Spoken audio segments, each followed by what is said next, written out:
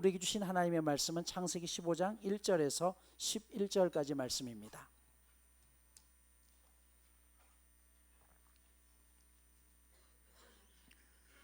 창세기 15장 1절부터 11절 제가 봉독해 올리겠습니다. 이후에 여호와의 말씀이 환상 중에 아브라함에게 임하여 이르시되 아브라함아 두려워하지 말라. 나는 내 방패요 너의 지극히 큰 상급이니라. 아브라함이 이르되 주 여호와여 무엇을 내게 주시리 하니까 나는 자식이 없사오니 나의 상속자는 이 다메섹 사람 엘리에셀이니이다. 아브라함이 또 이르되 주께서 내게 씨를 주지 아니하셨으니 내 집에서 길린 자가 내 상속자가 될 것이니이다. 여호와의 말씀이 그에게 임하여 이르시되 그 사람이 내 상속자가 아니라 내 몸에서 날 자가 내 상속자가 되리라 하시고 그를 이끌고 밖으로 나가 이르시되 하늘을 우러러 무뼈를 셀 수 있나 보라. 또 그에게 이르시되 내 자손이 이와 같으리라. 아브라함이 여호와를 믿으니 여호와께서 이를 그의 의로 여기시고 또 그에게 이르시되 나는 이 땅을 내게 주어 소유를 삼게 하려고 너를 갈대아인의 우르에서 이끌어낸 여호와니라. 그가 이르되 주 여호와여 내가 이 땅을 소유로 받을 것을 무엇으로 알리까? 여호와께서 그에게 이르시되 나를 위하여 3년 된 암소와 3년 된 암염소와 3년 된 순양과 산비둘기와 집비둘기 새끼를 가져올지니라. 아브라함이 그 모든 것을 가져다가 그 중간을 쪼개고 그 쪼갠 것을 마주 대하여 놓고 그 새는 쪼개지 아니하였으며 솔개가 그 사체 위에 내릴 때는 아브라함이 쫓았더라. 아멘. 하나님께서 아브라함을 선택하시면서 그를 부르시면서 가나안 땅을 향해서 가라고 하죠. 창세기 12장 1절에 보면 너는 너의 고향 친척 아버지 집을 떠나 내가 내게 지시할 땅으로 가라. 내가 너를 축복하리니 너를 축복하는 자에게 복을 내리고 너를 저주하는 자를 내가 저주하겠다라고 말씀을 하셨죠. 여기에 보면 하나님께서 뭐라고 했어요? 너는 복의 근원이 되라라고 이야기하면서 너는 다른 사람에게도 복을 끼치는 사람이 되라라는 것이에요. 지난 시간에 말씀드렸습니다. 우리가 크리스찬으로 살아간다는 것은요, 가장 중요한 하나님의 뜻을 행하는 것인데 믿음은 보여져야 된다고 했어요. 보여진다는 게 뭡니까? 다른 사람들에게 믿음이라는 게 어떤 거를 보여주는 명확한 그 근거가 필요하다고 했죠. 그게 뭐예요? 하나님 사랑과 이웃 사랑이라고 했죠. 이게 전부입니다. 많은 사람들이 하나님과의 관계는 잘 이어가지만 이웃과의 관계는 끊어버릴 때가 참 많아요. 그러나 주님께서 명하시는 이 땅에 하나님의 말씀을 행하는 것은요, 하나님을 사랑하고 내 이웃을 내 몸처럼 사랑하는 것입니다. 그래서 우리네 삶이 누군가에게 선물이 되어야 된다고 몇 차례 말씀을 드렸죠. 즉 신앙인의 이름으로 하나님의 뜻이라고 하면서 내 주위의 사람들을 괴롭히고 덕이 되지 못한다고 한다면 그것은 믿음이 아닙니다. 그것은 내 기준이에요. 하나님의 기준은 항상 옆에 있는 사람들도 함께 살리는 것입니다. 그런 마음을 가졌기 때문에 아브라함이 롯과 분가한 다음에 롯과 롯의 가족들이 이제 가나안 땅의 북쪽 연합군에 의해서 포로가 되었을 때 자신의 집에서 길리웠던 사병 318명을 데리고서 그 먼 단까지 쫓아가서 이들을 구출해 옵니다. 이게 하나님의 은혜임을 고백하죠. 300명밖에 되지 않는 군사들로 정규군인 수만 명을 이길 수 있다? 불가능한 일이에요. 하지만 그것이 하나님께서 함께 하셨음을 고백했기에 아브라함은 그런 하나님 앞에 감사의 마음으로 예물을 11조를 드리고 오늘 그 연결 과정 속에 있는 것입니다. 그가 전쟁에서 승리했지만 여전히 아브라함은 아직 나그네입니다. 그런 그에게 그렇게 두려워 떨고 있는 아브라함에게 오늘 하나님께서 뭐라고 말씀합니다. 1절 보십시오. 이후에 여호와의 말씀이 환상 중에 아브라함에게 임하여 이르시되 아브라함아 두려워하지 말라. 나는 내 방패요 너의 지극히 큰 상급이라 라고 이야기해요. 여러분, 사람들이 어딘가에 소속되고 싶어하는 것은 불안정한 삶의 공포 때문이죠. 오늘은 어떻게든지 넘겼지만 내일을 기약할 수 없는 삶이 계속된다고 한다면 우리네 삶은 늘 불안할 수밖에 없습니다. 아직 가나안 땅에 정착조차 제대로 하지 못한 그 아브라함을 향해서 오늘 하나님이 말씀합니다. 내가 너의 방패가 될 것이야. 내가 너의 모든 것을 막아주겠다는 것이죠. 또 뭐라고 했어요? 내가 너의 지극히 큰 상급이다. 여기 상급이라는 뜻은 원어로 대가라고 했습니다. 내가 너의 대가라는 것이에요. 하나님을 경외하는 대가로 우리가 무엇을 받을 수 있느냐? 하나님 자신을 우리에게 주셨다는 것이에요. 이게 임마누엘입니다. 누군가가 내게 상을 준다면 그 상을 받는 순간부터 상은 내 것이 됩니다. 하나님이 내 상급이 된다, 이 말은 내가 어디에 있든지 너와 함께 하겠다는 것이에요. 즉 우리가 예수를 구주로 고백한 이후부터 지금까지 내 인생을 살아오면서 내가 인정하든지 그렇지 아니하든지 과거 현재에도 미래에도 하나님이 함께 하셨고 함께 계시고 함께 계실 것이라는 것이에요. 외국 여행을 할 때 가이드 없이 낯선 땅을 여행한다고 하면 얼마나 두렵습니까? 그런데 그곳 상황을 잘 아는 가이드 한 사람만 있어도 마음이 훨씬 든든해집니다. 인생이라는 낯선 여행길에서 우리 주님이 친히 나의 상급이 되어서 나와 함께 동행해 주신다라고 말씀하고 있는 것이죠. 그런데 이런 하나님의 말씀에 대한 아브라함의 반응이 오늘 당혹스러워요. 주님의 약속을 아멘으로 수용하기보다는 자기 안에 있는 불편함을 고스란히 드러냅니다. 2절에 보면 뭐라고 있어요? 하나님, 주님께서 저에게 무엇을 주시겠습니까? 저에게는 아직 자식이 없습니다. 저의 재산을 상속받을 사람이라곤 이 다메섹 사람 엘리에셀밖에 없습니다라고 이야기해요. 저에겐 자식이 없습니다. 분명히 하나님께서 하늘의 별처럼 많은 자식을 주겠다고 했는데 아직 자식이 없는데 하나님, 이걸 어떻게 제가 받아들여야 됩니까? 이 말이죠. 하나님은 이런 아브라함을 데리고 밖으로 나간 다음에 하늘을 쳐다보라고 하죠. 그리고 저 하늘의 수많은 별처럼 너의 자식을 많게 할 것이고 너 자식은 이 엘리에셀이 아니라 네 몸에서 날 자식을 통해서 후손을 번성케 하시겠다라고 말씀을 합니다. 그때 아브라함이 그 하나님의 말씀을 믿음으로 받았다라고 이야기해요. 6절을 보면 그 약속을 받습니다. 하나님은 그런 아브라함의 믿음을 보고 오늘 의롭다라고 인정하셨다는 것이에요. 바로 여기서 이신칭이라는 말이 나오죠. 믿음으로 말미암아 의롭다는 말이 처음 주어집니다. 이 말은 실제로 우리의 삶이 의롭지 못하지만 하나님께서 그렇게 인정해 주신다는 것이에요. 우리가 예수 그리스도를 믿을 때 여전히 우리가 죄인의 삶을 살지만 예수님이 우리를 더 이상 죄인이지 아니라 의인이라고 인정해 주신다는 것입니다. 그래서 여러분, 하나님을 믿는다는 것은 우리의 삶을 우리의 경험, 판단, 재주, 인맥에 의지하는 것이 아니라 하나님의 마음에 굳게 bit들어 매는 것입니다. 이것을 우리는 믿음이라고 합니다. 믿음의 히브리어의 원뜻은 아만이라는 뜻이에요. 기댄다라는 것이에요. 누군가에게, 벽에게 기대는 것은 벽이 나를 받쳐줄 것을 믿기 때문에 기대는 것이죠. 종이 한 장은 약하지만 이 종이 뒤에 철판을 붙이게 되면요, 이 종이는 뚫리지 않습니다. 나는 약하지만 하나님 앞에 내가 기대는 순간 나 자신이 아니라 하나님의 힘으로 우리가 살아가게 된다는 것이에요. 하나님이 아브라함에게 다시 말씀합니다. 7절 보면 나는 이 땅을 내게 주어 소유로 삼으려고 너를 갈대아 우르에서 이끌어낸 여호와라 말씀이에요. 스스로를 여호와라고 이야기했어요. 즉 세상 사람의 말이 아니라 내가 내 입으로 너와 약속한다는 것이에요. 그러자 아브라함이 8절에 질문하죠. 하나님, 그러면 이 땅이 내 것이라는 것을 어떻게 내가 믿어야 될까요? 그러자 하나님이 말씀하죠. 아브라함아, 나를 위해서 3년 된 재물을 준비해라. 그래서 10절을 보면 3년 된 재물을 준비해다가 그것을 쪼갰습니다. 쪼갠다는 것은 재물이 죽는다는 것이죠. 그리고 그것을 마주 보아 놓았다라고 했어요. 재물을 반으로 쪼개서 서로 마주 보게 놓았다는 것입니다. 지금부터 약 160여 년 전은 프랑스의 고고학자들이 이라크의 큐리스라는 지역을 탐사하면서 넓이 3,000평 정도 되는 토기 점토를 발견하게 되죠. 그런데 그 토기 점토에 기록된 서령 물자를 발견하면서 역사상 가장 오래되었던 수메르 문명을 밝혀내게 됩니다.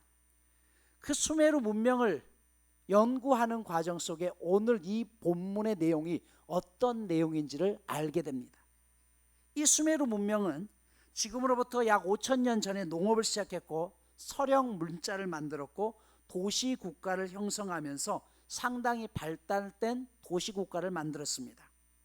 수메르인들이 아주 중요한 계약을 할 때 재물을 잡아서 쪼갭니다.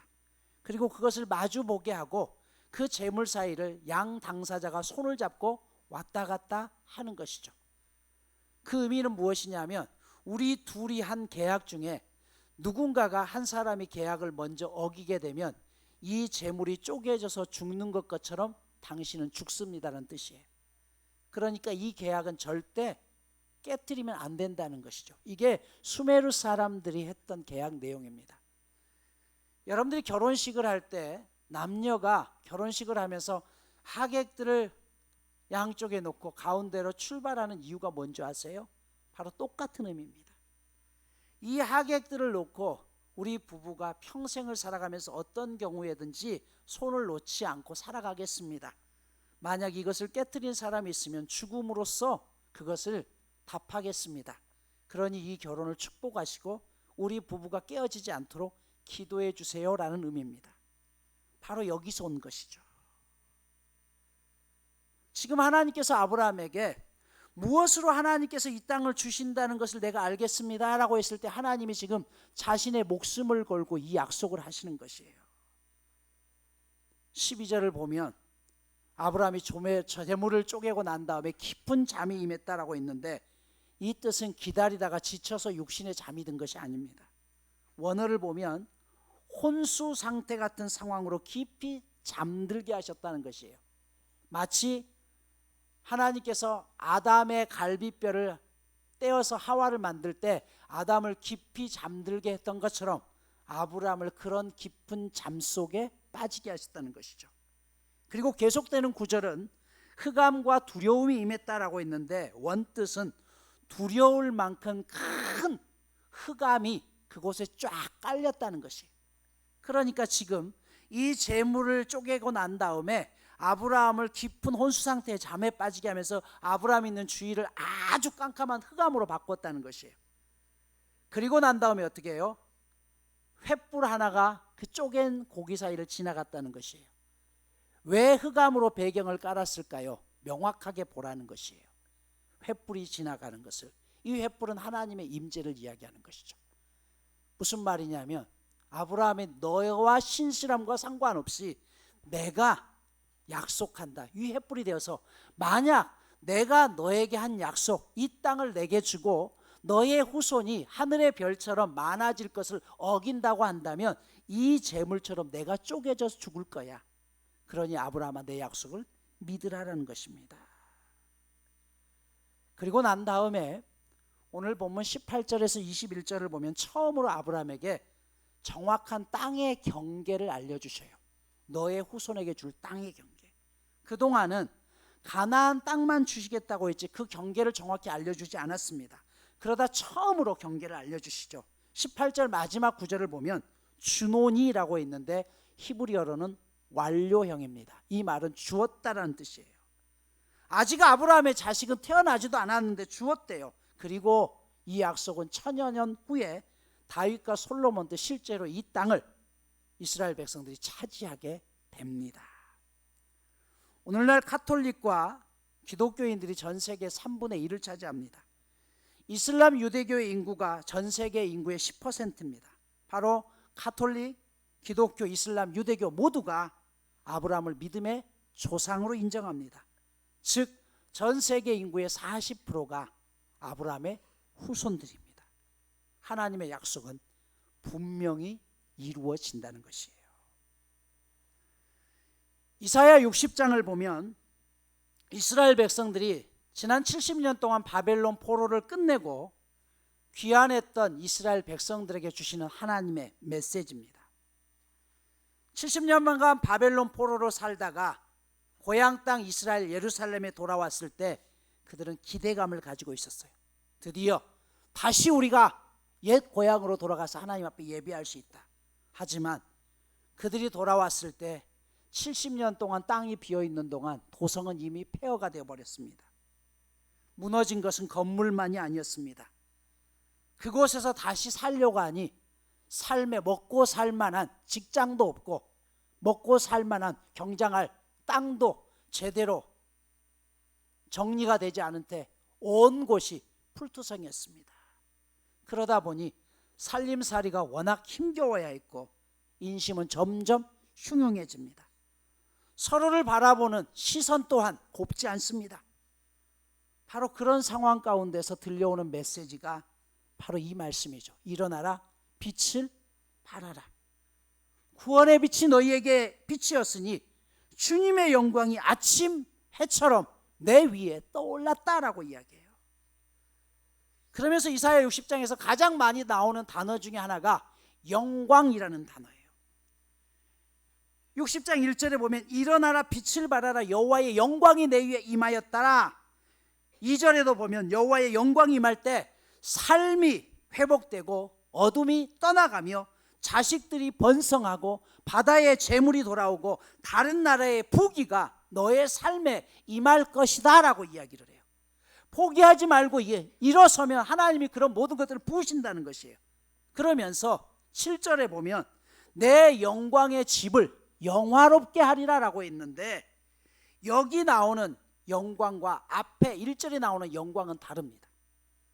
앞에 1절에 나오는 일어나라 하나님의 영광이 내 위에 임했다. 이 영광은 카베드라는 단어를 써요. 이 말은 무겁다라는 뜻이에요. 반면 7절에 내 영광의 집을 영화롭게 하리라 라는 말, 이 영광은요 아름답다라는 뜻입니다. 이 말이 무슨 의미일까요? 여러분, 하나님의 영광은 무거움으로 받을 수 있어야 된다는 것이에요. 경외함으로 받을 수 있어야 되고, 여러분 우리가 직분을 받을 때도 무거움으로 받을 수 있어야 되고, 내 삶에 사역을 할 때도 이것을 무거움으로 받을 때 그때 어떻게 했다는 거예요? 그때 하나님의 영광이 내 위에 임할 것이고 그때 너희의 집을 하나님의 아름다움으로 가득 채우겠다는 것이에요. 그 아름다움이 뭐예요? 부귀도 채울 것이고 자녀들의 잘됨도 채울 것이고 내 삶의 모든 문제도 해결해주는 아름다움으로 채우겠다는 것입니다. 여러분, 여호와의 영광이 무겁기 때문에 그것을 받아내는 사람들이 쉽지 않아요. 무겁기 때문에 어떻게 해요? 힘써서 받아내야 된다는 것이에요. 많은 사람들이 하나님의 영광이라고 하지만 그것을 정말 무거움으로 여기지 않습니다. 우리의 직분이 얼마나 소중한 것인가를 우리가 깨닫고 있나요? 아니라는 것이죠. 우리의 신앙생활이 적어도 일어나서 하나님의 영광을 비추는 사람이 되기 위해서는 무거움으로 그것을 받아들이고 그것을 감당해낼 때 하나님께서 그 가정 가운데 바다의 부와 재물의 부와 자녀들의 복을 함께 허락하셔서 아름다운 삶으로 우리를 책임져 주시겠다는 말씀이 이사야 60장의 말씀입니다. 조선시대 세종대왕이 왕으로 있을 때 세종의 첫째 딸이었던 정소공주가 천연두로 세상을 떠납니다. 이때 세종은 딸을 보낸 그 슬픔으로 몇 날 며칠을 술로만 보내게 됩니다. 그때 좌의정을 지냈던 황희정승이 세종에게 이런 말을 하죠. 전하, 감히 신하인 제가 임금님께 말씀드립니다. 임금에게 있어서 인생에 있어서 가장 힘겨운 순간 무언가를 놓아야 한다면 그것은 백성이 되어서는 아니 됩니다. 임금이기 전에 백성의 어버임을 잊지 마십시오. 임금님이 힘을 놓으면 백성들이 죽습니다. 그러니 슬픔을 이겨내시고 다시 임금으로서의 자리를 지키셔야 됩니다. 세종은 이 한마디로 자신이 무겁게 감당해야 될 사명이 무엇인지 깨닫고 다시 정사에 복귀해서 나라를 안정시킵니다. 그러던 중 이번에는 황희정승의 아들이 간통 사건에 휘말리게 됩니다. 조선시대 때 간통은 꽤 무거운 죄였습니다.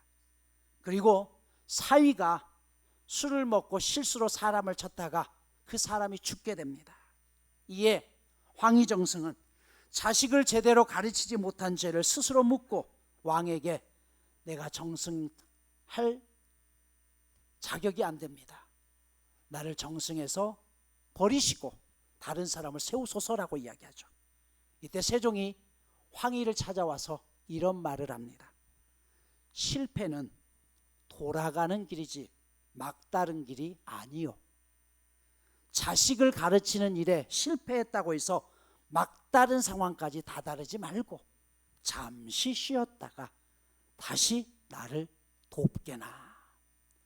황희정승은 잠시 자신의 자리를 내었다가 나중에 임금이 다시 불렀을 때 그가 최선을 다해서 세종을 보필합니다. 여러분, 우리를 향한 하나님의 약속은 언젠가 반드시 이루어지지만 그 약속을 붙들고 살아간다는 게 결코 쉬운 일은 아닙니다. 때로 어둠 가운데 내려갈 때도 있고 주저앉고 포기하고 싶을 때도 있습니다. 하지만 그럼에도 우리는 하나님을 의지하며 하나님이 주신 약속을 붙들고 그 길을 끝까지 걸어가야 됩니다. 아브라함이 하나님의 약속을 믿기까지 얼마나 어려운 시간들이 있었습니까? 그 길은 어둠이었고 막막함이었고 기한이 없는 길이었습니다.